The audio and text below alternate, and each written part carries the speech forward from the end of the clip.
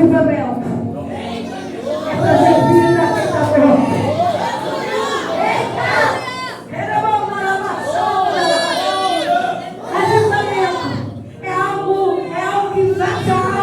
E que vai nos tirar do poço, sei lá, do inferno nesse momento.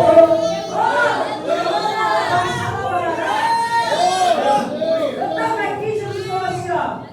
Não sabe o teu lugar, mas dá a mão para quem está ao teu lado. Isso é fundamento, tá, irmão? Eu consegui olhar para aqueles, eu nem falava. Perdoa